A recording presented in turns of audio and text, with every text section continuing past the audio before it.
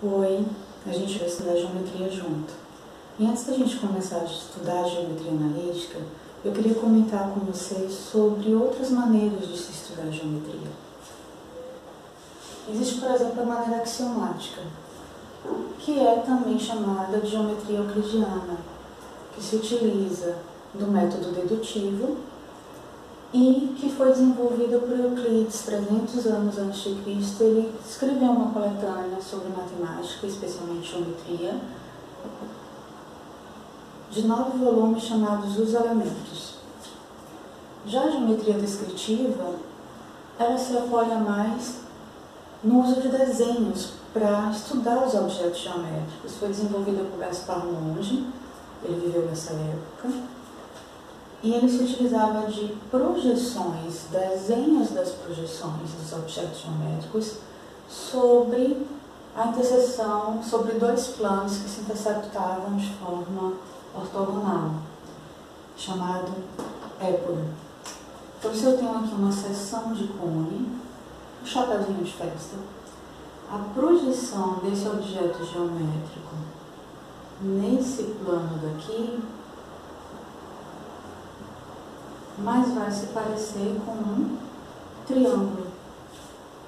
E a projeção desse objeto sobre esse plano daqui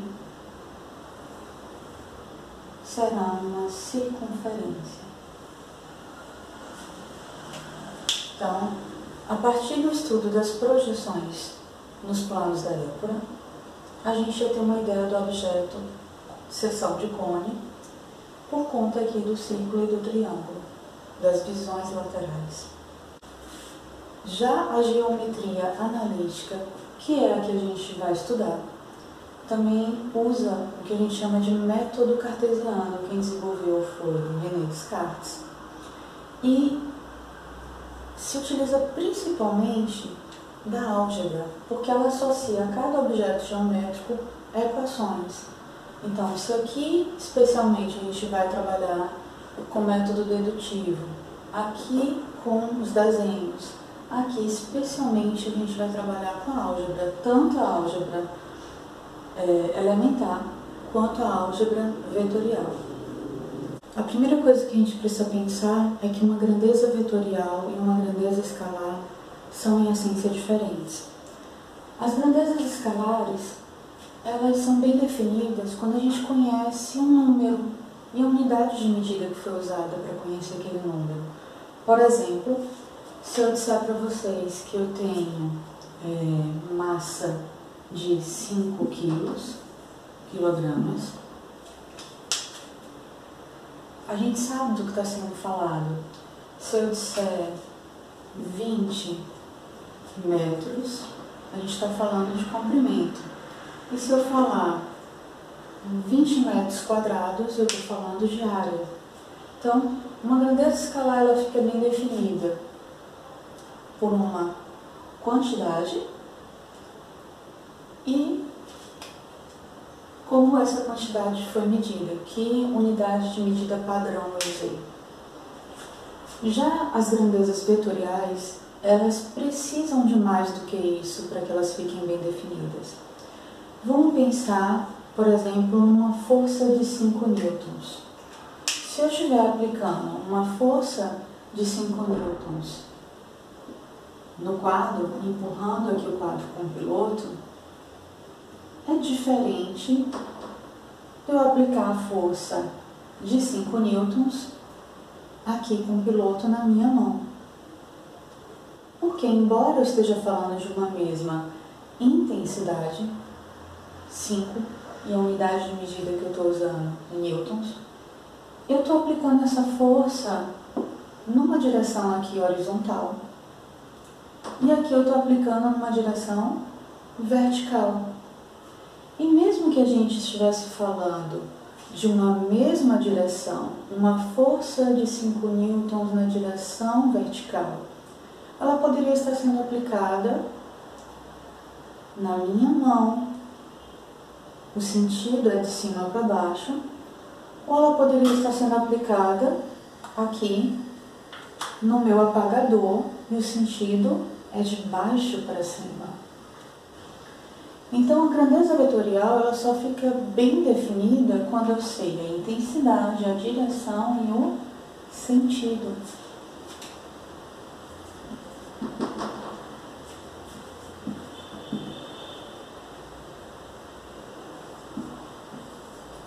Bom, dizer só 5 newtons não me diz muito sobre essa força. A gente não sabe se é aquela que eu estava aplicando no quadro, que eu estava aplicando na mão ou no piloto.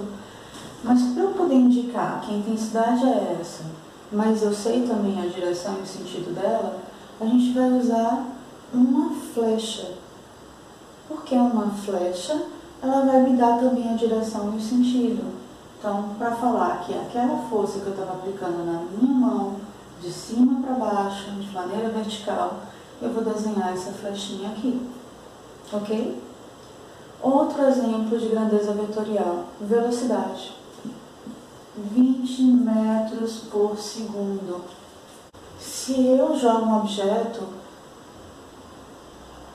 e ele desempenha uma velocidade de 20 metros por segundo nessa direção e nesse sentido, então eu posso representar essa grandeza vetorial com uma flecha assim.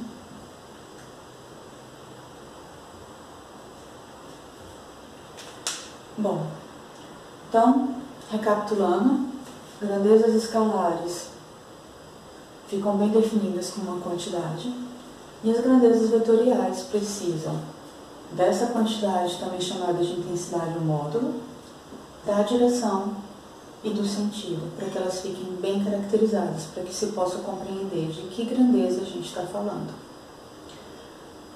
Mais uma coisa, uma boa maneira de representar uma grandeza vetorial é utilizando flechas.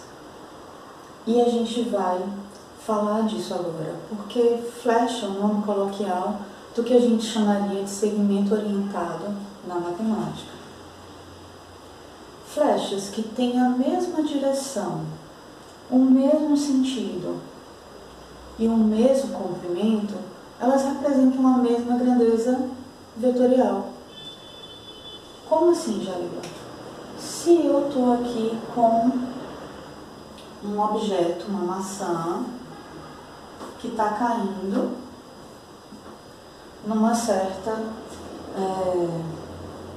Está caindo porque ela está sofrendo a força-peso aqui, né? A ação da gravidade, tá?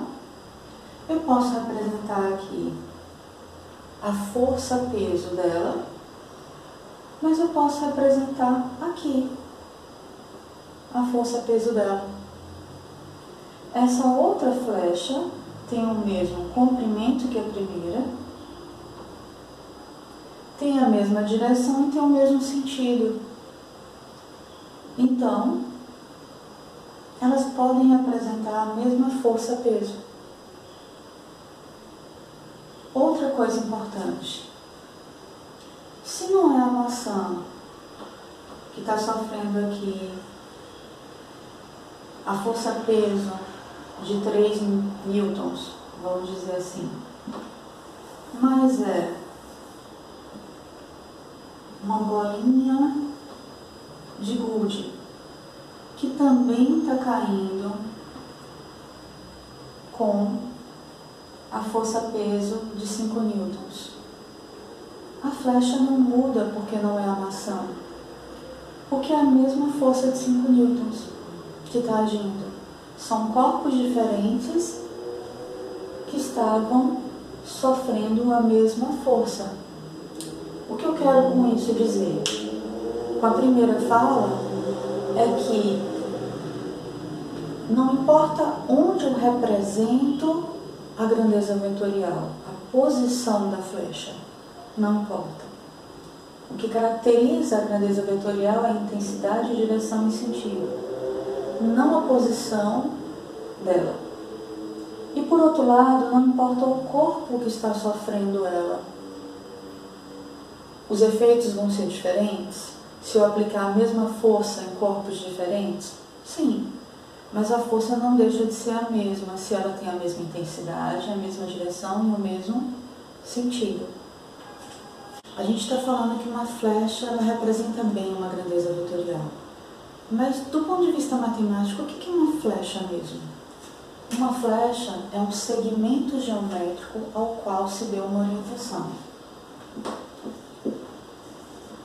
Flecha é um segmento orientado.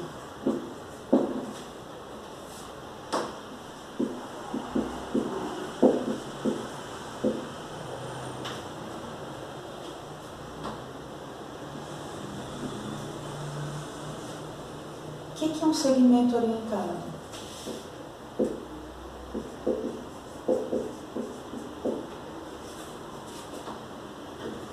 Um segmento geométrico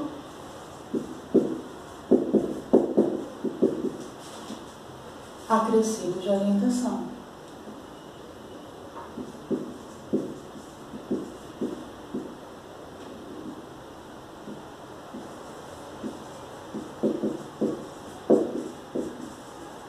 Bom, vamos relembrar? Reta não tem início nem fim. Segmento de reta é o que a gente chama de segmento geométrico. Então a gente vai pegar só um pedacinho da reta. Ele tem início e tem fim. Ou melhor dizendo, tem duas extremidades. Isso é o que a gente chama de segmento geométrico. Se eu conheço esses pontos aqui, eu posso dizer que esse segmento geométrico é o segmento geométrico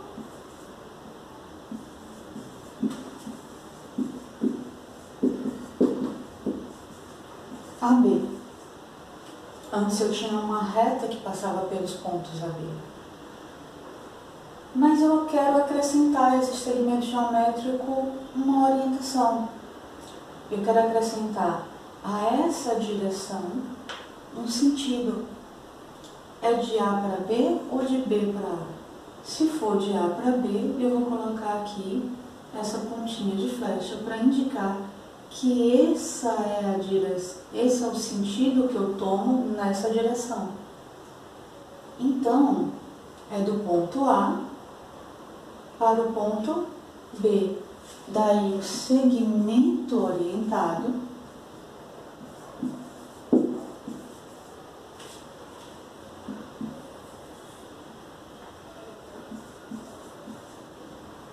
a gente vai representá-lo com um par ordenado de pontos AB. Porque aqui eu tenho uma ordem implícita. Eu tenho que A é o primeiro e B é o último. Eu tenho o que a gente chama de origem e o que a gente chama de extremidade.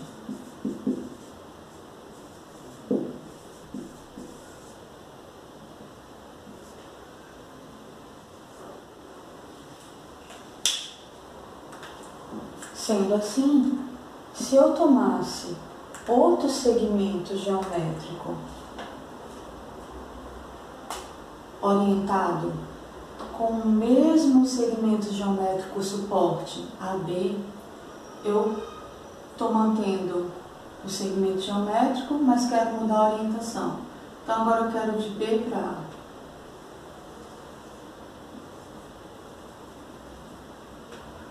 Bom, o mais correto seria eu escrever exatamente em cima, afinal o segmento geométrico é o mesmo, só a orientação que eu mudei. Esse segmento seria representado por BA, porque a origem dele é B e a extremidade é A. Pensando dessa forma, fica claro que o segmento orientado a B é diferente do segmento orientado BA. Tem o mesmo segmento geométrico suporte, tem a mesma direção, mas tem sentidos diferentes.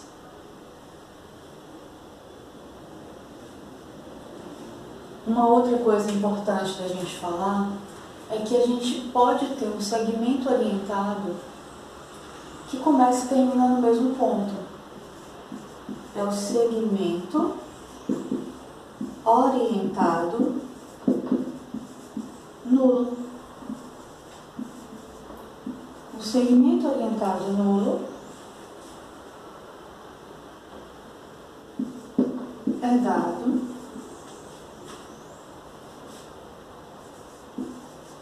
por A para algum ponto A. Ele começa e termina no mesmo ponto. Bom, como é que eu vou representar uma flecha que começa e termina no mesmo ponto? Simplesmente com um pontinho mesmo. Não dá para você desenhar a ponta de flecha em cima desse ponto lá. Ok? Bom, mas se é possível ter um segmento orientado que começa e termina no mesmo ponto, trocar o sentido desse segmento orientado não ia mudar o segmento orientado. Como aqui acontece? O AB é diferente do BA. Então é importante que a gente coloque a seguinte condição. Se o A e o B forem diferentes, é que a gente vai ter que os segmentos orientados com orientação mudada são também diferentes. Vocês devem lembrar que eu falei que a gente pode usar flechas diferentes para representar a mesma grandeza vetorial, segmentos orientados. E como é que a gente vai comparar segmentos orientados? A gente vai comparar conforme as três coisas que são importantes para a grandeza vetorial. A intensidade, que é representada pelo comprimento, a direção e o sentido. Então, se eu quero comparar o comprimento do segmento orientado AB, como é que a gente representa? Par ordenado AB. Com o segmento orientado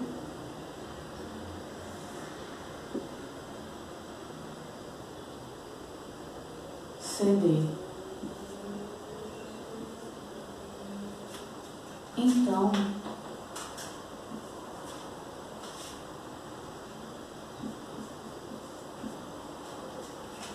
a gente vai medir o segmento geométrico, o suporte dessa flecha, desse segmento orientado.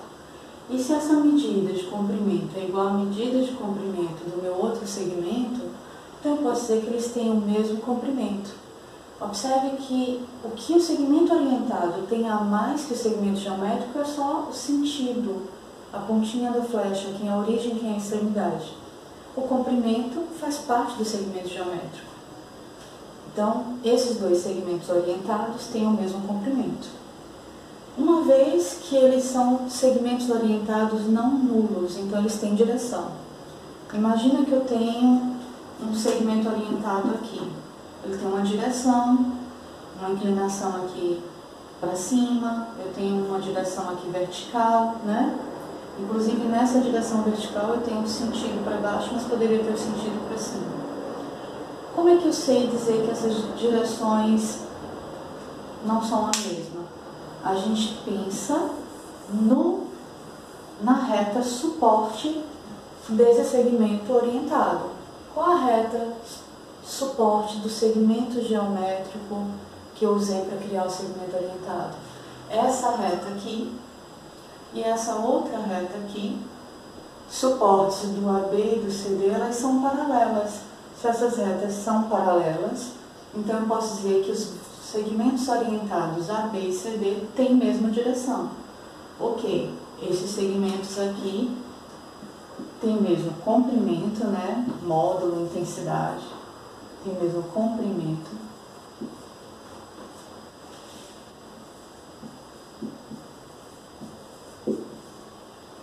Ok, tem a mesma direção. Ok.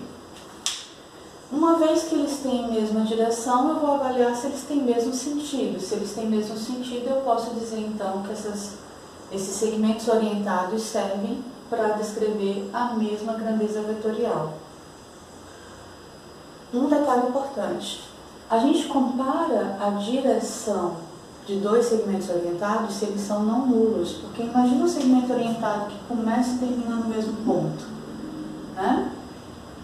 Eu vou pensar em reta suporte para esse segmento orientado. Bom, tem muitas retas que passam por esse ponto, com muitas direções diferentes.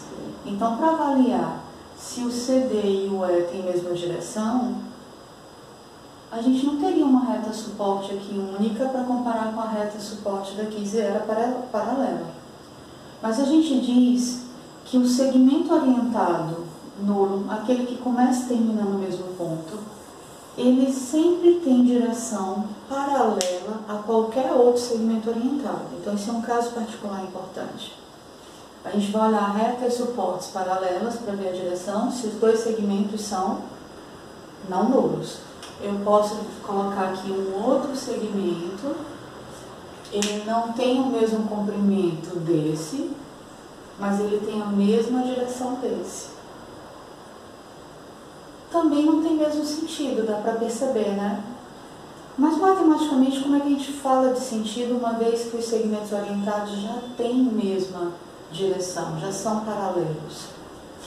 Então, se a gente quer avaliar dois segmentos orientados não nulos e paralelos, para ver se eles têm o mesmo sentido ou sentido contrário, do ponto de vista de matemática, o que a gente tem que fazer é olhar os segmentos geométricos que ligam as origens, nesse caso, segmento geométrico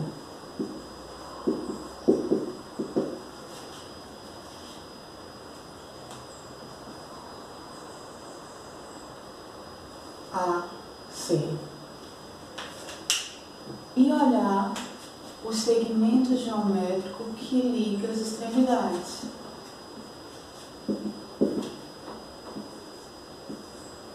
Se há uma interseção entre eles, se AC interseção BD é igual a um ponto ou a vazio, é o que vai determinar se esses segmentos orientados são de mesmo sentido ou de sentido oposto. Observe que nesse caso, AC e BD não tem interseção. A interseção é vazia. Então, o que a gente tem é mesmo sentido. Agora, se eu estivesse avaliando o DC e não o CD, eu vou repetir o desenho embaixo para não ficar carregado. Então, eu tenho um AB.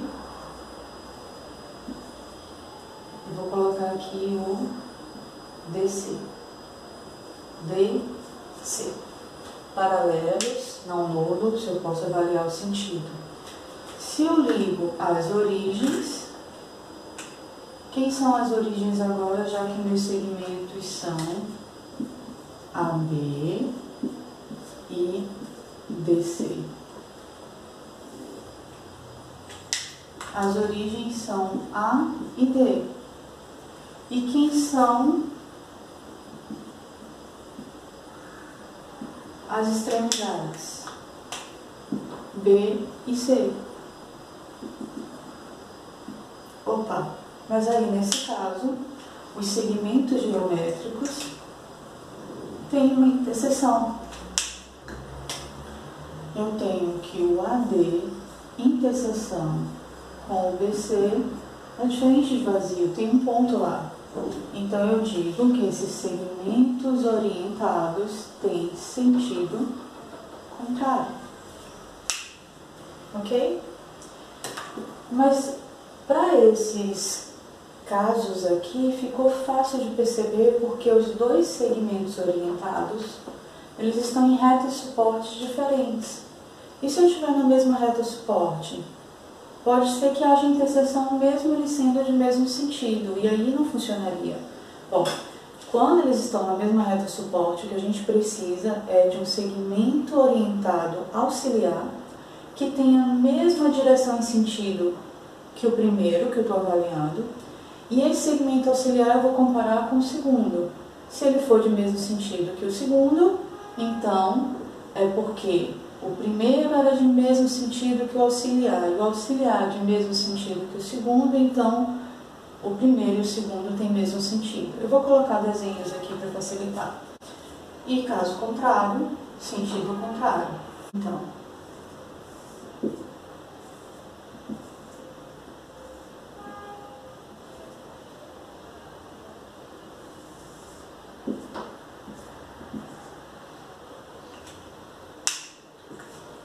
se eu tenho AB e CD paralelos na mesma reta suporte, para comparar o sentido, eu vou pegar no terceiro segmento orientado, que tem a mesma direção e sentido que o AB.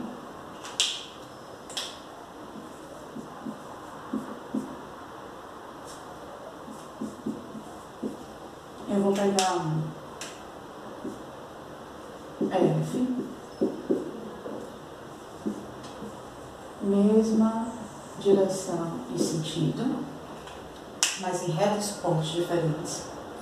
E aí eu vou avaliar ele em relação ao CD. Em relação ao CD, a gente vai ter, quando ligar origem com origem, extremidade com extremidade, interseção ou não. Nesse caso daqui, a origem é e a origem C, extremidade D e extremidade F. Teve interseção? Não. Então, interseção deu igual a vazio. Eu posso dizer que é de mesmo sentido o EF em relação ao CD. Como o EF e o CD são de mesmo sentido,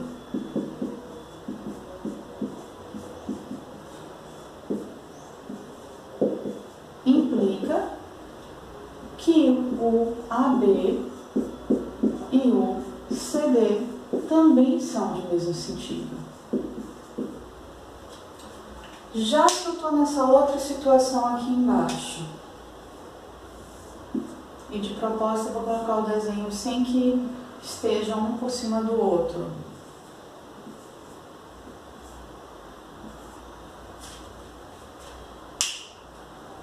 Mas está na mesma reta suporte. Eu preciso de um segmento auxiliar de mesma direção e sentido que o meu AB.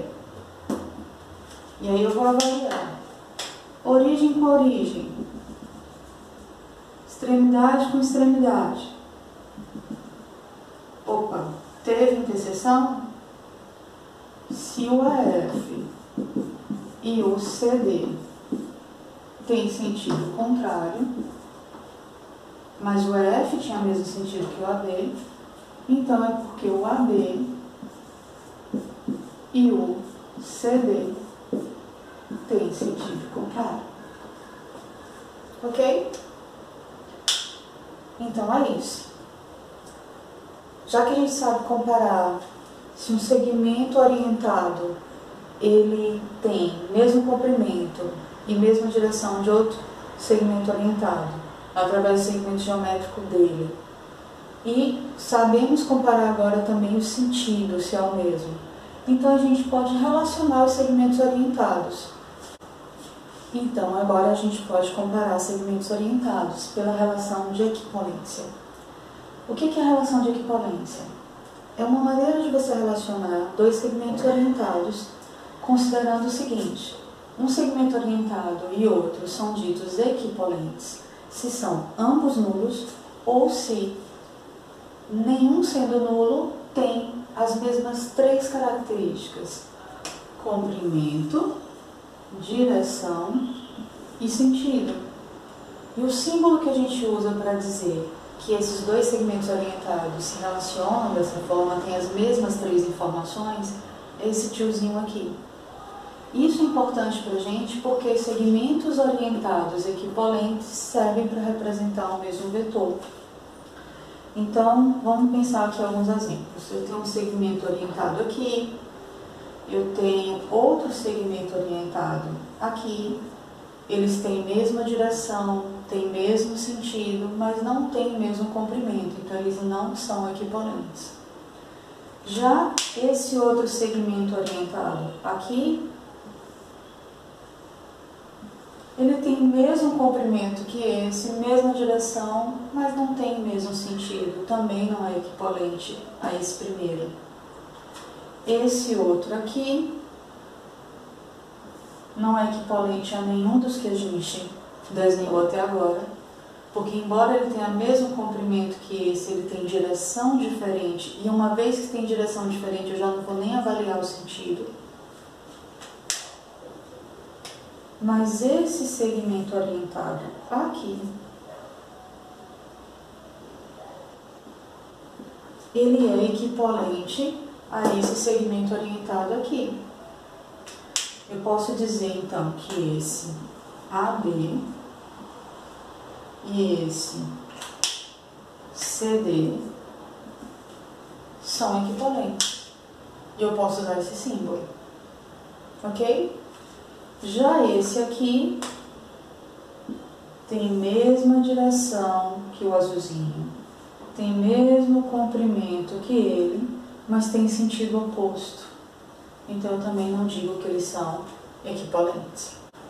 A relação de equivalência, que relaciona dois segmentos orientados se valem aquelas três propriedades comuns se eles são não nulos, né? Mesmo comprimento, mesma direção e sentido. É também uma relação de equivalência. O que significa isso? Significa que valem as seguintes três propriedades.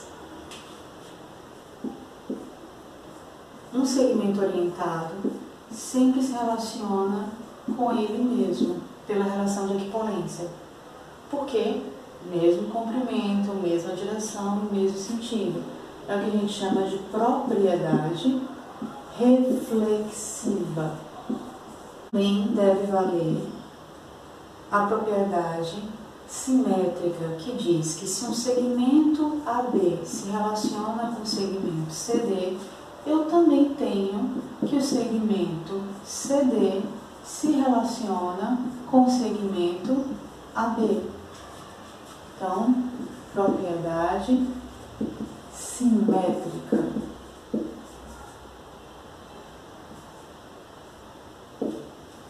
E por fim, a propriedade transitiva, que diz que se eu sei que o segmento AB orientado se relaciona com o segmento orientado CD e o segmento orientado CD se relaciona com o segmento orientado EF, então eu posso concluir que o segmento orientado AB se relaciona com o segmento orientado EF.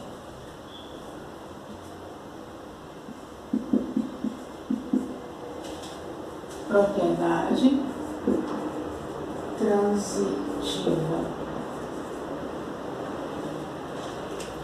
Por conta disso, a relação de equivalência, ela ser uma relação de equivalência, a gente vai ter uma partição de todos os segmentos orientados que existem em classes.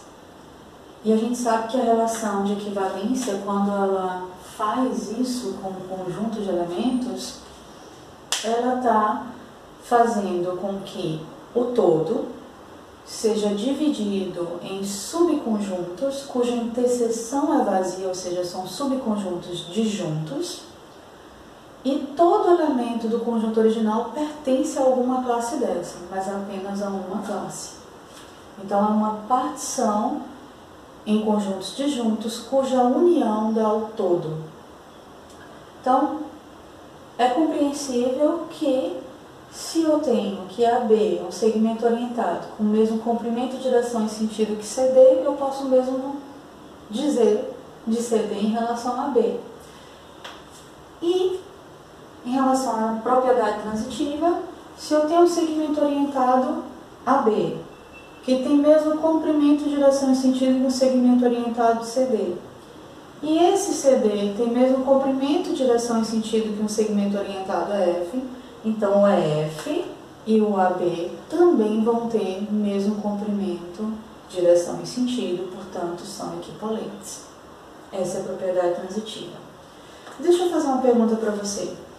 Será que porque valem essas propriedades, eu posso garantir o seguinte? AB é equivalente a um certo segmento orientado PQ. E outro segmento orientado CD também é equivalente ao mesmo PQ. Será que eu posso garantir, diante dessas duas coisas, que o AB e o CD são equivalentes? Isso é verdade ou não? Bom, isso é verdade. Mas as únicas coisas que eu provei, que eu sei até agora, que são verdadeiras, são essas propriedades aqui, flexível, simétrica e transitiva. Será que eu posso usar elas para provar que isso é verdade? Parece que a transitiva ajuda, né? Mas observe uma coisa, na transitiva, diz o seguinte: se eu tenho um segmento orientado que se relaciona com um segundo, e esse mesmo segundo se relaciona com o terceiro, eu posso dizer que o primeiro e o terceiro se relacionam. Aqui é diferente. Aqui, o segundo, ele está aparecendo em uma posição diferente na segunda afirmação. Faz sentido concluir aquilo mesmo tendo essa mudança? Bom, eu não posso usar a transitiva para aplicar aqui. Para usar a transitiva aqui, só se o PQ estivesse nessa posição e o CD nessa. O que eu faço então para poder usar o que eu já sei? Pela propriedade simétrica, eu sei que se AB se relaciona com CD, CD se relaciona com AB. Ou seja, eu posso trocar a ordem e a relação de equivalência ainda vale. Então eu vou trocar a ordem aqui. PQ se relaciona com o CD, e eu posso fazer essa mudança porque eu estou usando uma propriedade que é válida, assimétrica. Agora que eu tenho isso e isso, vamos dizer que eu repeti aqui embaixo o mesmo que estava escrito aqui, então eu posso usar a transitiva, porque agora eu estou no formato que a propriedade transitiva me permite ser usada, porque eu tenho um primeiro elemento, segmento orientado se relaciona com o segundo, e o mesmo segundo se relacionando com o terceiro. Então agora eu posso, pela transitiva, dizer que o primeiro e o último se relacionam, que o AB é equivalente ao CD, como a gente queria. Mas para isso a gente primeiro usou a propriedade simétrica para depois usar a propriedade transitiva. Então a gente usou aqui o item 2i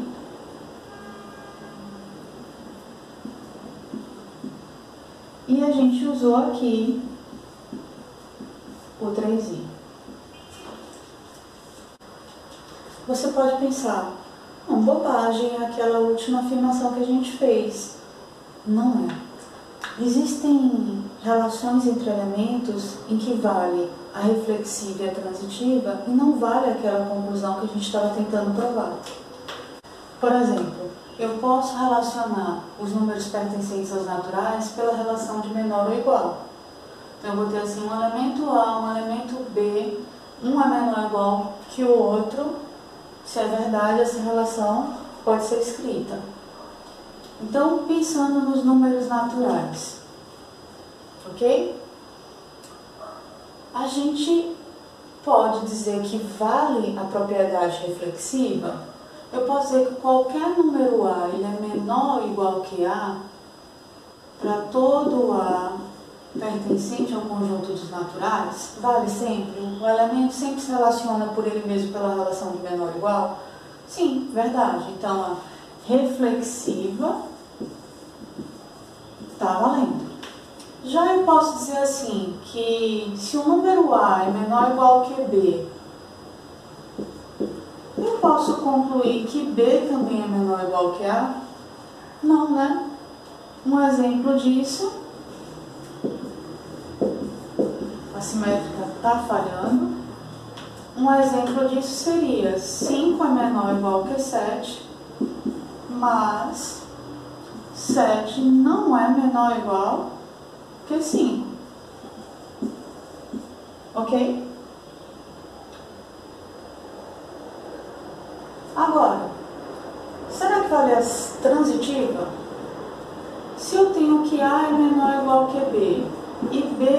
menor ou igual que C, eu posso concluir que o A é menor ou igual que C? O que vocês acham? Sim, a transitiva vale.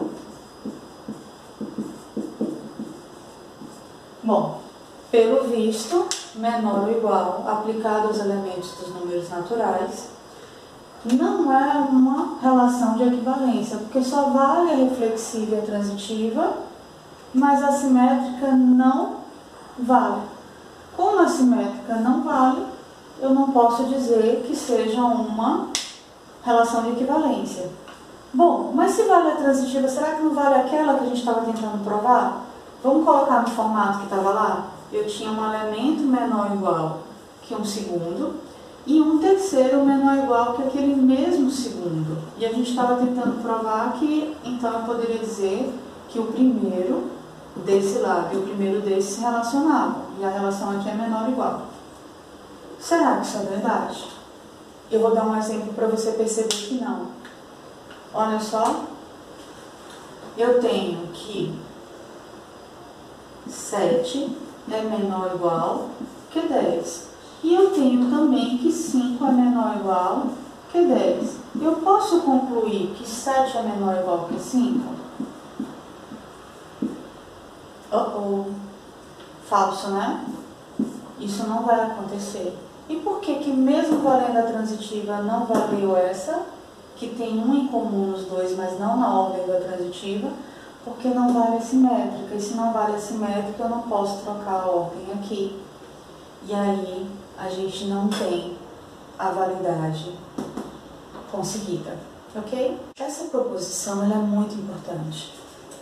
O que ela está dizendo? Que se eu tenho dois segmentos orientados equivalentes, eu também posso concluir outros dois segmentos orientados que têm origem na origem do primeiro, extremidade na origem do segundo, e que têm origem na extremidade do segundo, extremidade na extremidade do segundo. E esses dois novos segmentos orientados também vão ser equivalentes. Deixa eu fazer um desenho para isso ficar mais claro. Eu tenho aqui um segmento orientado A, B, e eu tenho um outro segmento orientado equivalente a ele. Então tem que ter mesmo comprimento, direção e sentido.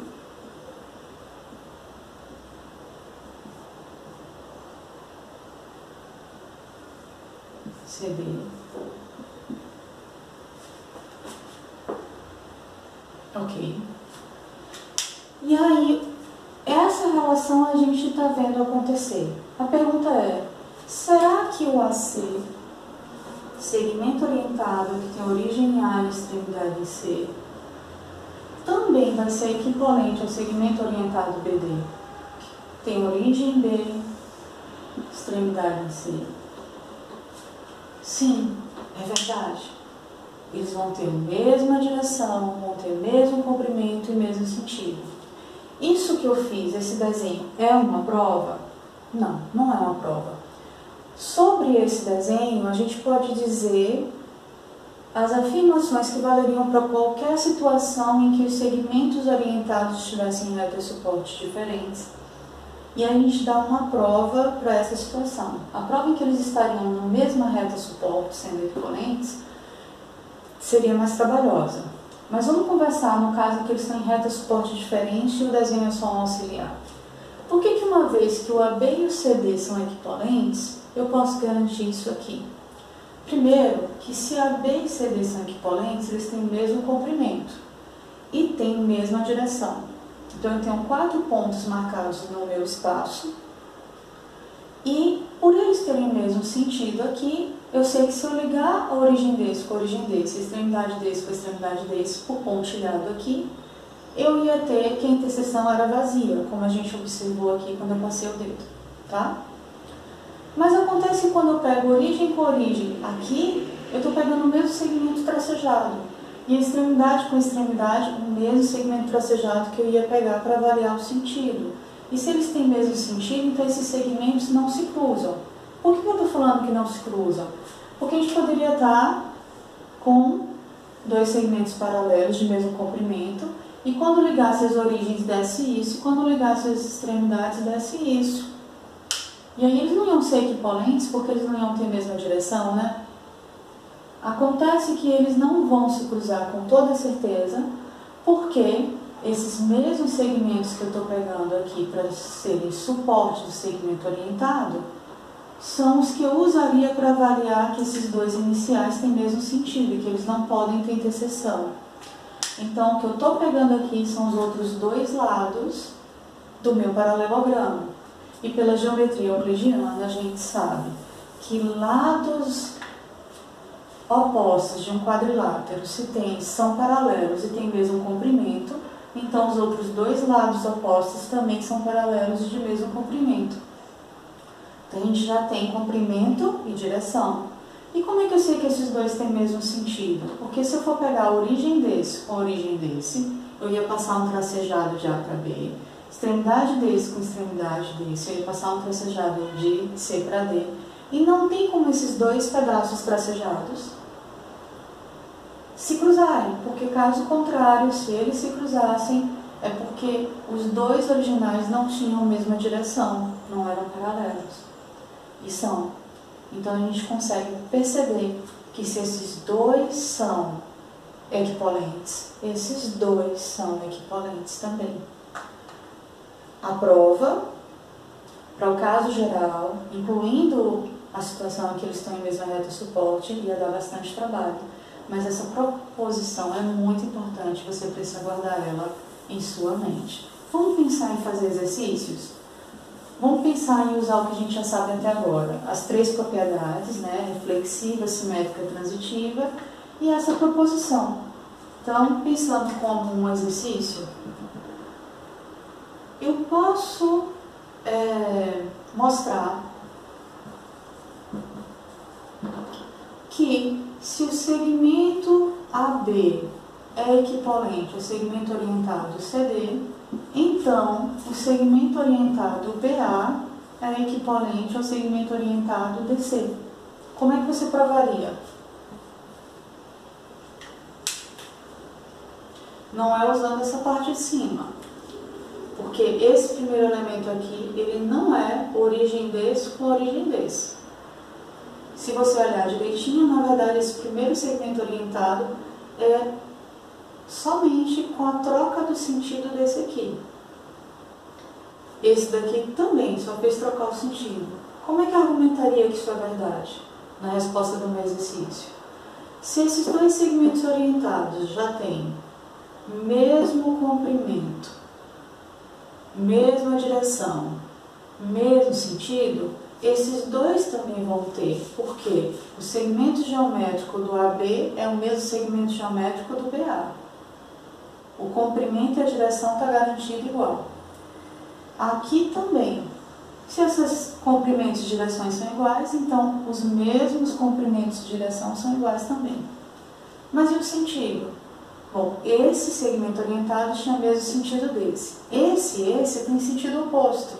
Eu troquei o do primeiro. Mas eu não troquei apenas o do primeiro, eu troquei também o do segundo. Se eles tinham o mesmo sentido e eu troquei o sentido desse e troquei o sentido desse, eles continuam tendo o mesmo sentido. Na prática, o que a gente está falando é isso aqui. AB e CD têm mesmo comprimento, direção e sentido, então BA e DC têm mesmo comprimento, direção e sentido. Outro exercício agora. AB é equivalente a CD. Mostra que, então, o CA é equivalente ao DB. Não é a mesma coisa do anterior, não é o mesmo que a proposição já foi garantido, mas se a gente observar direitinho, o início aqui é o mesmo início dessa proposição. E comparando a tese com a de cá, a diferença é que eu troquei o sentido do AC e troquei o sentido do BD. Então, como é que a gente garante que isso aqui é verdade? É bom até a gente dar uma olhada. O que significa isso, geometricamente falando? A gente tem o AB e o CD originais, equivalentes. E aí a gente está pegando agora, ao invés de pegar o AC, deixa eu botar as letrinhas, AB, CD. Ao invés de a gente pegar o AC e o BD, a gente está pegando, voltando, CA e o DB. Parece muito, né? O que aconteceu foi que a gente só trocou o sentido aqui e trocou o sentido aqui. Então a gente pode provar, assim, que essa letra B vale dizendo o seguinte: usando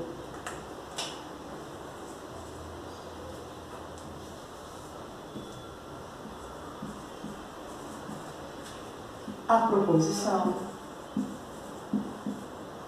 a gente sabe que AB é equivalente a CD, dá para concluir que o AC é equivalente ao BD.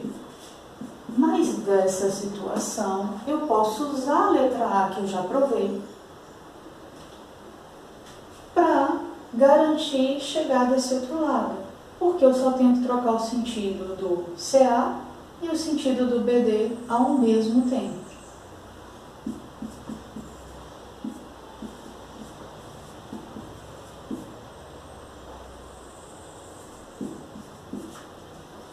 A gente conseguiu, trocando o sentido desse e desse ao mesmo tempo, como a letra A faz chegar na conclusão que a gente queria, então está aprovado. Então está escrita a prova da B usando a proposição e a letra A. A prova da A foi somente dita, mas porque como você não pode usar as proposições que já foram provadas, as propriedades já declaradas, você vai ter que recorrer à definição original do que é relação de equivalência, que é a comparação dos segmentos orientados pelo comprimento, direção e sentido. E isso vai dar um textinho em português de um parágrafo, mas você consegue escrever. Agora a gente precisa definir o que é classe de equivalência. Lembra que a gente falou que relação de equivalência é uma relação de equivalência, que toda relação de equivalência define classes. Então, quando eu tenho um segmento orientado a B e eu quero pensar na classe de equivalência de AB, eu estou pensando em todos os segmentos orientados que se relacionam com AB pela relação de equivalência, ou seja, todos que têm o mesmo comprimento, a mesma direção e o mesmo sentido que AB.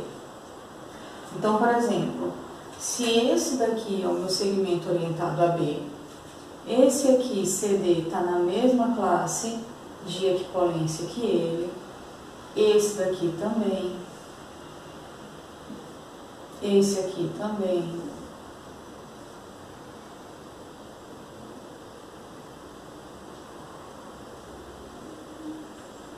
esse aqui também,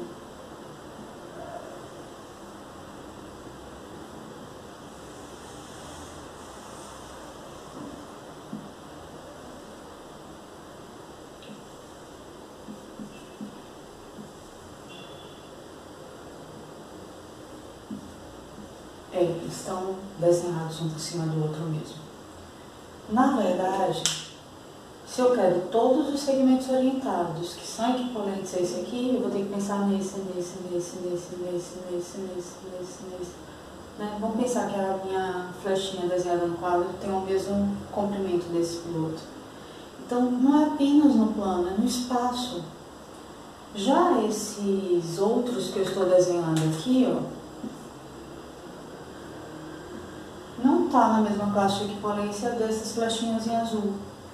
Mas eu tenho vários na mesma classe dessa flechinha em vermelho.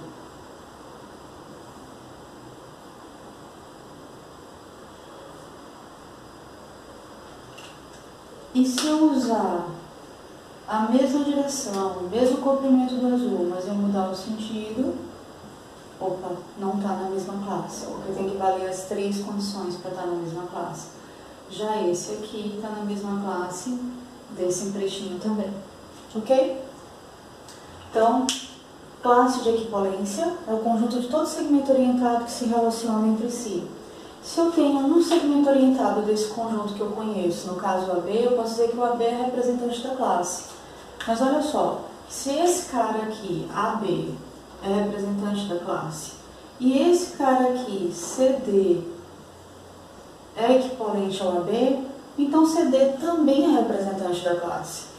A gente tem que todo segmento orientado da classe é representante da classe. Então, eu posso escolher qual representante eu quero para a classe. E todo segmento orientado é representante de alguma classe. Não importa quem ele seja, até mesmo o segmento orientado nulo. Ele é representante da classe de todo segmento orientado nulo que, enfim, tem mesmo comprimento, direção e sentido que ele, né? Esse pretinho é representante da mesma classe que tem esse carinha daqui, que seria com todo segmento orientado com a mesma direção, comprimento e sentido que essa flechinha preta. Ok? Agora, essa outra afirmação aqui embaixo, ela é bem interessante porque ela tem a palavra única. Vamos pensar sobre isso? Todo segmento orientado é representante de uma única classe. O cara ser representante de uma classe, ok, é só pegar todo mundo que se relaciona com ele e botar no mesmo conjunto. Mas por que de uma única classe? E não possivelmente de mais de uma? A gente sabe que sendo relação de equivalência, isso vai acontecer, né? Uma partição em classes disjuntas. Mas vamos pensar, e se fosse diferente? Se ele pudesse ser representante de uma mesma outra, ele ser representante de uma classe e de uma outra classe também. Digamos que eu tenho aqui, dentro desse diagrama, todo mundo que é equivalente a esse carinha em azul. Então, eu tanto posso pegar esse cara como representante como esse, como esse, como esse, ok? Mas aí vamos dizer que tem uma outra classe que tem segmentos orientados e que nessa outra classe esse mesmo segmento orientado está lá dentro. Mas espera aí, se esse segmento orientado está dentro da classe, todo mundo que está dentro da classe tem as mesmas três informações, comprimento, direção e sentido. Então, os caras aqui dentro dessa classe são assim. Concordam?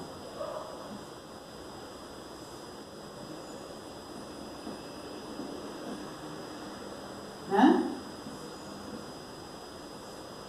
Acontece que se todo mundo que está nessa segunda classe tem mesmo comprimento, direção e sentido, então também tem mesmo comprimento, direção e sentido que esse carinha aqui, né? Mas esse segmento orientado tem mesmo comprimento, direção e sentido que todo mundo aqui em azul. Opa, então não são duas classes distintas, é a mesma classe. Esses segmentos orientados também são equivalentes a esses segmentos orientados, especialmente por causa da propriedade transitiva, porque esse se relaciona com esse e esse se relaciona com esse. Então, esses dois se relacionam. Então, de fato, não são duas classes, é uma única classe com todo mundo que é equivalente entre si. Entenderam agora a questão do única? E por que a gente teve que falar de classe de equivalência para poder a gente falar de vetor? Porque vetor é uma classe de equivalência de segmentos orientados. Pelo menos aqui, quando a gente está falando de geometria analítica. A definição de vetor é essa. E aí o que acontece? Se um vetor, uma grandeza vetorial, ela fica bem definida por uma intensidade, uma quantidade, por uma direção e um sentido nessa direção, eu não vou representar uma grandeza vetorial, um vetor, por uma única flecha, mas eu posso representar por qualquer flecha que tem as mesmas informações. Se eu estou falando de uma força que é aplicada no quadro nessa direção e sentido, apontando para o quadro, com uma intensidade de 5 newtons, e a intensidade está representada por esse comprimento de flecha, a pontinha do piloto e a pontinha da flecha, eu posso representar essa força aqui, mas eu posso representar aqui, aqui, aqui. É a mesma força horizontal, nesse sentido, com a mesma intensidade, esteja ela aplicada no quadro ou aplicada na minha mão. Então, para a grandeza vetorial não interessa a posição, não interessa que flecha eu estou usando, e aqui são flechas diferentes, embora tenham as mesmas informações, para representar a minha grandeza vetorial. Por que eu falei que são flechas, segmentos orientados diferentes? Para começo de conversa, eles têm pedaços de reta diferente, né? começa no ponto A, termina no ponto B, começa no ponto C, termina no ponto D. São flechas, segmentos orientados diferentes, mas representam a mesma grandeza vetorial. Qualquer segmento orientado que tenha as mesmas 3 informações que caracterizam o vetor pode ser usado para representante do vetor. Então é por isso que a gente diz que o vetor é o conjunto de todos eles que são equipolentes entre si. E se dentro desse conjunto de segmentos orientados equipolentes eu tenho um segmento orientado AB, então esse segmento orientado representa o vetor.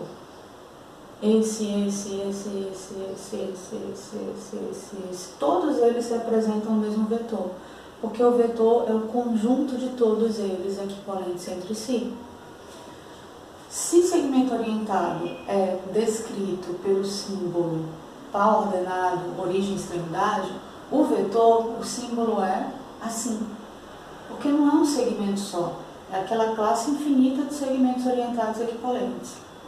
Se eu não quero usar um representante do vetor para poder dizer quem é o vetor, então o que eu uso é uma letra minúscula com essa setinha em cima. Quando a gente está falando de vetor nulo, a gente usa o 0 com a setinha em cima, assim negrito, e a gente diz que o vetor nulo é a classe de equipolência cujo representante é o segmento orientado nulo. Se eu estiver falando do segmento orientado AB, aqui eu estou desenhando o segmento AB, esse. Se eu quiser desenhar outros segmentos orientados que são equipolentes a esse, eu posso.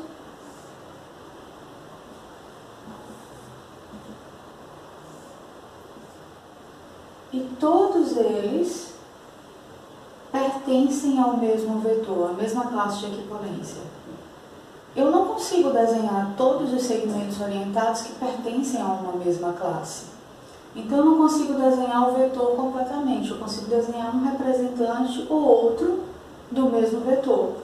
No caso do vetor nulo, eu posso desenhar um representante de segmento orientado nulo, ou esse outro, ou esse outro. Ok?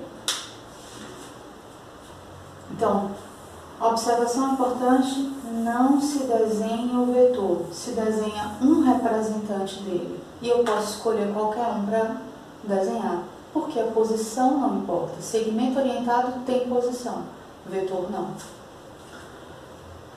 Outra observação importante é que a gente pode ter uma intuição do que é o vetor pensando no mouse, na setinha do mouse. Quando você está lá no monitor do seu computador e você move o mouse, vai aparecer uma flechinha, né, no seu monitor. Ela sempre vai aparecer, você move o mouse e a setinha move-se sobre a tela do monitor, a setinha do mouse. Mas o que você está vendo é outra flechinha, outro segmento orientado, equipolente àquele inicial em outra posição. Mas que é equipolente, tem o mesmo comprimento, a mesma direção, o mesmo sentido. Você não mexe o mouse e ele vai aparecer a setinha apontando para baixo, ou ela mais comprida, ou ela deitada. Ela sempre está com as mesmas 3 informações: direção, comprimento e sentido. Então a gente pode dizer que é um bom exemplo de intuição de vetor. Uma coisa importante também, claro, toda vez que você olha para uma setinha lá, você está olhando para um representante do mesmo vetor. Mas outra coisa importante é, se eu sei que um certo segmento orientado AB, ele é equipolente a um certo segmento orientado CD, então a gente pode concluir que o vetor que tem esse representante é igual ao vetor que tem esse representante. Eu não posso dizer que esses 2 segmentos orientados são iguais, porque eu estou falando de pontos distintos. Mas as classes de equipolência que tem esse cara por representante e a classe que tem esse cara por representante, de fato, é uma única classe, porque se eles são equipolentes, eles estão na mesma classe. Não são duas classes distintas, é a mesma classe. Então eu tenho igualdade. O vetor que tem esse representante é igual ao vetor que tem esse representante. Isso é bem importante. Outra coisa importante que a gente pode pensar é aquela proposição que a gente escreveu, que dizia assim: se eu tenho que AB é equivalente a CD, então AC e BD são equivalentes. Então agora a gente pode escrever isso de novo, pensando como vetores que têm aqueles representantes.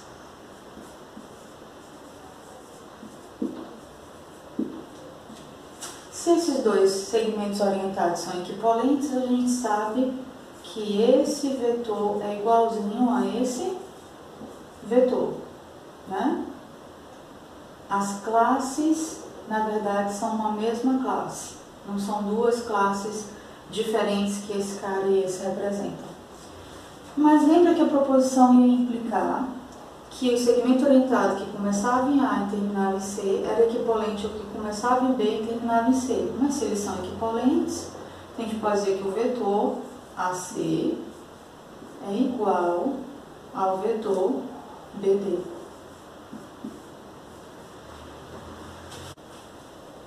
Essa é uma importante proposição a respeito de vetor. Se eu pegar um vetor qualquer que seja o vetor U, e pegar também um ponto P no espaço arbitrário, qualquer que seja o ponto P, existe um único representante desse vetor U que tem origem no ponto P. Vou desenhar aqui arbitrariamente um representante do vetor U. A gente sabe que eu não consigo desenhar o vetor inteiro, a classe de equivalência inteira. Eu desenho um representante. E aí eu pego um ponto arbitrário P qualquer. Eu consigo um representante de U que tem origem em P, eu consigo desenhar aqui, com origem em P, um segmento orientado que tem mesma direção de U, que tem mesmo comprimento de U e mesmo sentido de U. Então aqui eu também tenho um outro representante de U, mas ele é um representante que tem origem em P. Se eu reconheço que esse ponto aqui é o ponto Q, eu posso dizer que esse representante é o PQ. Eu não identifiquei aqui a origem e extremidade do primeiro representante de U, mas estou dizendo que uma vez que eu tenho a origem em P, se essa extremidade aqui é assim que eu escrevo U. Mas olha só, isso está dizendo para qualquer U e para qualquer P. O que eu fiz foi um desenho para um representante de um certo U e para um ponto P. Será que isso vale sempre? A demonstração tem a ver com essa fala. Vale sempre? Então, eu vou fazer essa demonstração falando com você e não escrevendo. O que acontece? Imagina que isso daqui é um representante de um vetor U qualquer e eu peguei um ponto P qualquer. Eu quero um representante de U que comece no ponto P. Então eu preciso tomar uma reta que passa por P e que seja paralela à reta suporte desse representante de U. É sempre possível tomar essa reta para um ponto dado, paralela a outra reta? Sim, é sempre possível. Mas além da direção, eu quero que tenha o mesmo comprimento. Então o comprimento desses dois pilotinhos aqui. Então nessa reta eu vou pegar um pedacinho com esse comprimento, então eu vou ter esse ponto do lado de cá. Mas eu também posso pegar outro ponto para ser o Q em cima da mesma reta com o mesmo comprimento. O ponto Q do lado de cá vai ter o mesmo comprimento. Então, ou esse ponto aqui, ou esse ponto aqui para ser o ponto Q. Eu vou estar tomando a mesma direção e o mesmo comprimento. Mas eu também preciso do mesmo sentido. E qual desses dois pontos, o de cá ou o de cá, vai me dar o mesmo sentido? Você deve ter observado que somente esse ponto vai servir para dar o mesmo sentido do representante de cá. Então, eu sempre vou ter como encontrar o ponto Q, e esse ponto Q é único. Tem outra maneira de fazer isso? Tem, se você não pensar primeiro na direção e pensar no comprimento. Bom, quais são os pontos que distam de P a mesma distância que corresponderia a esse comprimento desse representante de U? Bom, tem muitos, infinitos, todos que ficam aqui na esfera de centro em P e raio, duas unidades de medida aqui. Mas eu não quero só o mesmo comprimento, eu quero a mesma direção. Então, de todos os pontos dessa esfera, só vão servir dois, esse e esse. Mas eu quero o mesmo sentido, então só vai servir esse aqui. Então, é sempre possível. E é verdade a proposição. Então, eu quero que você observe um detalhe.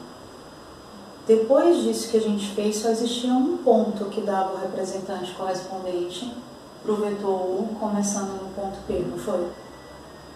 Então, esse único aqui, ele é importante, não tem duas opções. A gente só tem uma opção para esse ponto Q. E aí, o que vai acontecer? Se alguém disser para você que eu tenho um vetor que começa em P e termina em A, o representante dele. Então, o representante é o PA, ok? E tem um outro vetor, cujo nome é esse aqui. Então, ele tem representante PB, ok? E diz para você, olha, é o mesmo vetor. O que ele está dizendo para você? Ele está dizendo que esse representante é equivalente a esse representante, sim ou não? Mas dizer isso significa que você tem dois representantes para o mesmo vetor U que começam no ponto P. Isso é possível pelo que a gente acabou de analisar? Não dá, né? Se você tiver a mesma origem, para ter a mesma direção, o mesmo comprimento, o mesmo sentido, só se terminar na mesma extremidade. Se você manter o comprimento, mas não manter a direção, pode dar pontos diferentes, mas não é o mesmo vetor. Se você manter o comprimento e a direção e não manter o sentido, vai dar outro ponto, mas não é o mesmo vetor. Para ser o mesmo vetor, a gente tem que estar falando de representantes equivalentes, a gente tem que estar falando que é mantido comprimento, direção e sentido. Se tem mesma origem, tem que ter mesma extremidade. Então, toda vez que alguém disser para você que dois vetores são iguais, mas que os representantes começam no mesmo ponto, então não tem representantes com mesma origem e extremidade diferente. Essas extremidades são iguais. E isso é bem importante. Toda vez que isso acontecer, você pode concluir que está sendo dito de extremidades iguais. Bom, agora a gente vai definir o que é vetor oposto. Uma vez que a gente tem um vetor U e a gente conhece um representante de U, AB, então a gente pode definir o vetor oposto de U, que é indicado por menos U, como sendo a classe de equivalência cujo representante é o BA. Pega o representante de U, troca o sentido, a origem e a extremidade vão ser opostos do que eram antes, e aí a gente tem um representante do vetor oposto. Então, se eu tenho aqui um vetor U representado, então eu estou falando que aqui é um ponto A, que aqui é um ponto B, e são representantes do meu vetor U. Então, um representante do meu vetor menos U é o segmento orientado que tem origem B e extremidade em A. Então, é esse representante aqui, o BA, e ele é representante do meu vetor menos U. Eu vou tomar outro representante do vetor menos U aqui, só para não ficar em cima daquele do U. Bom, se esse é o meu vetor U, esse é o meu vetor menos U, ok? Tanto esse vermelhinho aqui quanto esse vermelhinho representam menos U.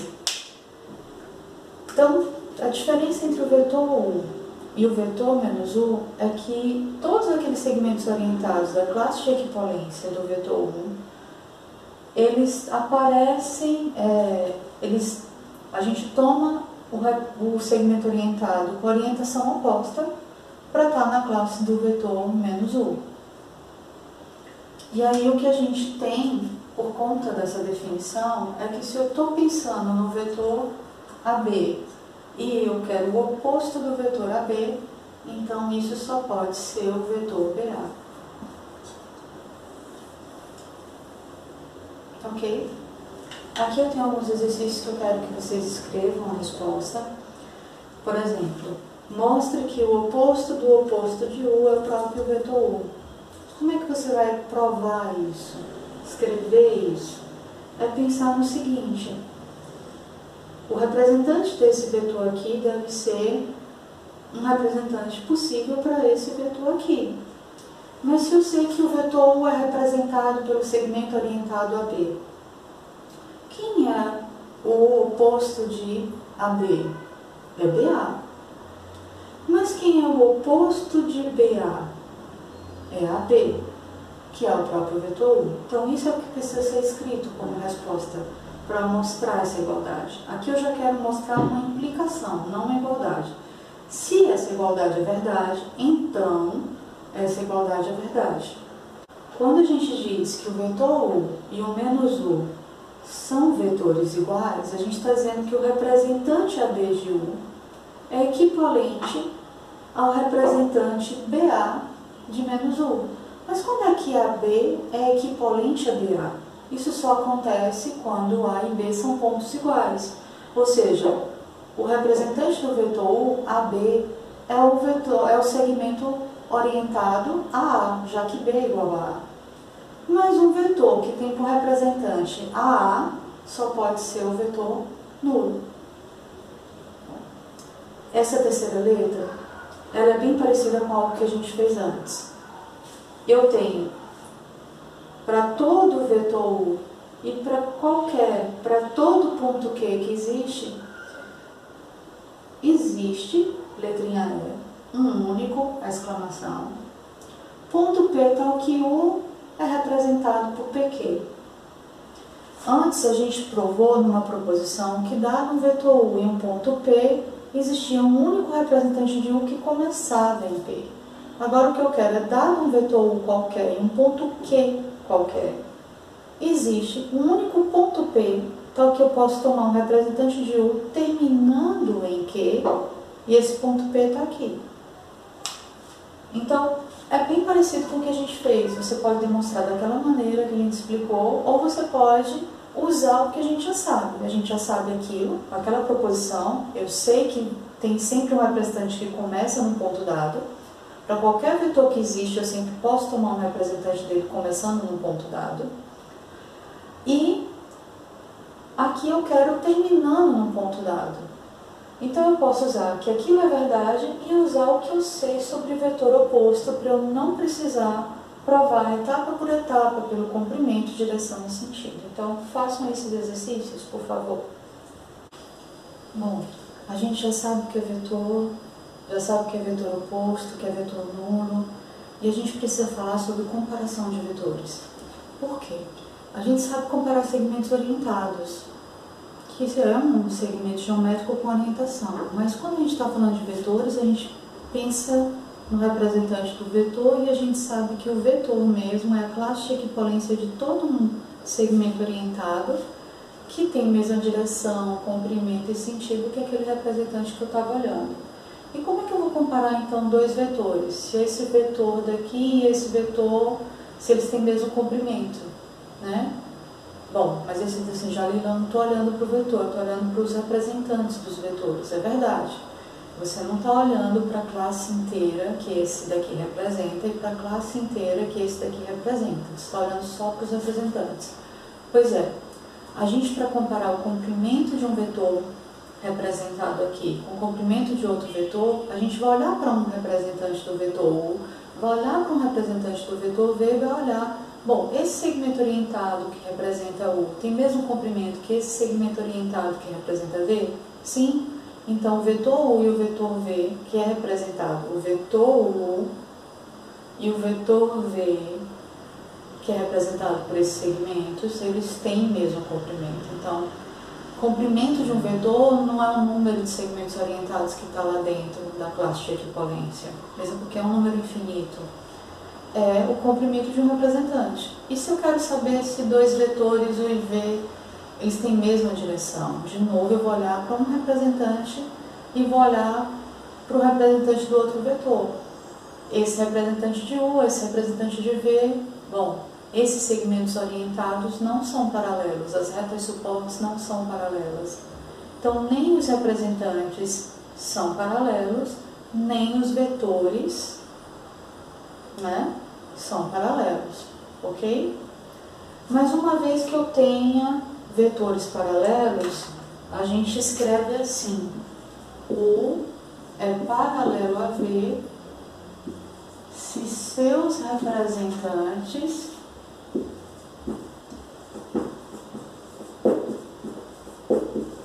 um de cada, né, são paralelos.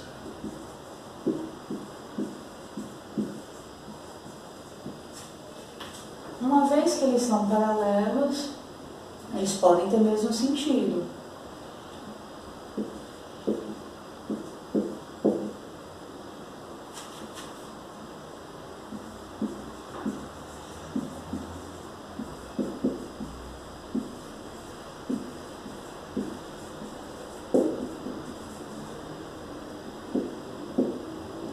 Se seus representantes também têm o mesmo sentido.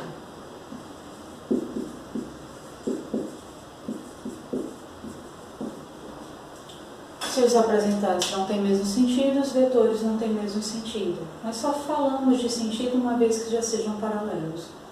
Uma coisa importante é que vetor nulo é paralelo a qualquer vetor.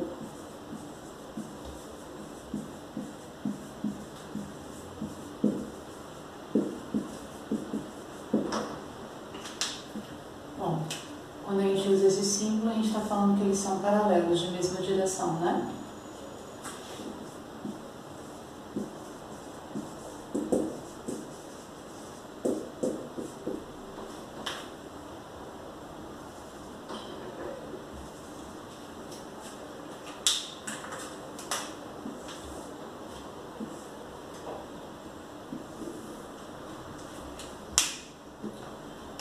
E quando a gente está falando de sentido de vetores paralelos, vale a pena a gente pensar como é que funcionaria a comparação de três.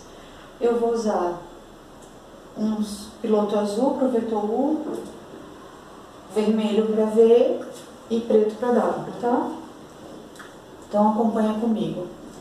Se eu disser para você que o vetor U ele é de mesma direção e sentido que o vetor V, ok? E o vetor V é de mesma direção e sentido que o vetor preto, o vermelho e o preto, V e W.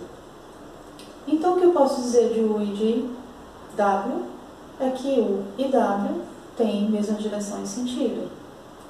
Se eu disser que U e V têm mesma direção, mas sentido oposto, ok? U e V tem mesma direção, mas sentido oposto. E V tem direção igual a de W, mas tem sentido oposto também. O que acontece com U e com W? Eles vão ter mesmo sentido. Porque esse é oposto a esse, que é oposto a esse. O sentido do primeiro e do último é igual. Mas se U tem sentido contrário de V e V tem mesmo sentido de W, então U e W têm sentido oposto. Isso também acontece se U e V têm mesmo sentido, só que V e W têm sentido oposto. Então, U e W têm sentido oposto. Uma última definição. A norma de um vetor é o nome que a gente dá para o comprimento dele, para o módulo, para a intensidade. Norma de V módulo intensidade do vetor é o comprimento de qualquer um dos representantes de V. Então, um número real, o comprimento de qualquer de seus representantes.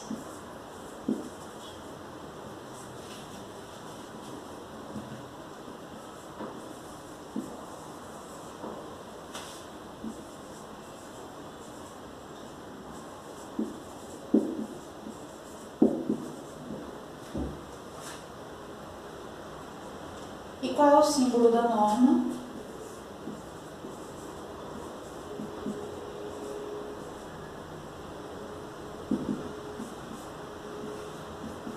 Toda vez que você vê essas duas barrinhas de cada lado do símbolo de um vetor, o que a gente está falando é o comprimento do representante do vetor, a gente está falando da norma de V, tá?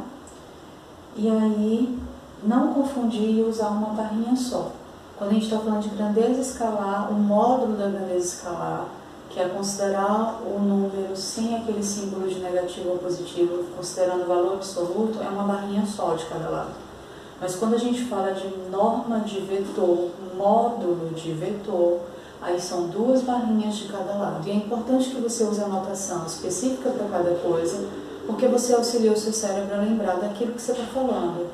Que quando você usa isso, você está falando de uma grandeza escalar, mas quando você usa isso, você não está falando do módulo de um escalar, mas sim um módulo de uma grandeza vetorial, a norma do vetor.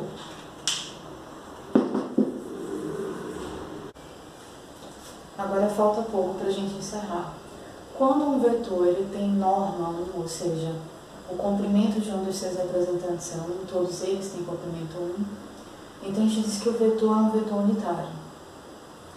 E é possível a gente provar, e fica como exercício para vocês, que se o vetor não é nulo, então a norma dele é maior que zero. A norma ela sempre vai ser ou zero ou maior que zero, nunca negativa, afinal é um comprimento. Mas se ele é não nulo, ela tem que ser maior que zero. Se um vetor tem norma zero, eu posso concluir que ele é vetor nulo. E todo vetor e o seu oposto tem a mesma norma. A norma de U é igual à norma de menos U. Como é que a gente pode provar essa primeira letra do exercício? Analisando que se o vetor não é nulo, o representante desse vetor tem que ter origem e extremidade sendo pontos distintos. E se eu tenho um segmento orientado que representa o vetor U com origem e extremidade distintos, então existe uma distância entre eles, que é dada pelo comprimento do segmento geométrico. E esse comprimento, portanto, é maior que zero. Já se um vetor tem norma zero, o comprimento do representante é zero, é porque a origem e extremidade são iguais, são um único ponto. Bom, mas se o representante de U é um certo pp para um ponto, então esse vetor é o vetor nulo, porque ele tem por representante o segmento orientado nulo. O vetor U, a norma dele é igual à norma do vetor oposto, porque a única diferença entre o vetor U e o vetor oposto é exatamente no sentido do representante. O comprimento é o mesmo, a direção é a mesma, mas eles têm sentido oposto e a mudança do sentido não interfere no comprimento. Essa proposição aqui, ela resume a comparação entre vetores. Eu só posso dizer que dois vetores são iguais. Duas classes de equipolência de segmentos orientados, elas são iguais se tem norma igual, representante de U e representante de V têm o mesmo comprimento, se os representantes de U e V são paralelos, portanto os vetores são paralelos, e se tem mesmo sentido uma vez que eles são paralelos. Ok? Por que que aqui eu coloquei vetores não nulos? Porque se forem vetores nulos, a gente vai falar que eles são iguais, né? Mas O comprimento vai ser zero, igual, vetor nulo é paralelo a qualquer vetor, né? E a gente não analisa o sentido do vetor nulo. É isso. Próxima parte, a gente vai falar sobre soma de vetores e a seguinte, multiplicação de vetor por escalar. Até lá!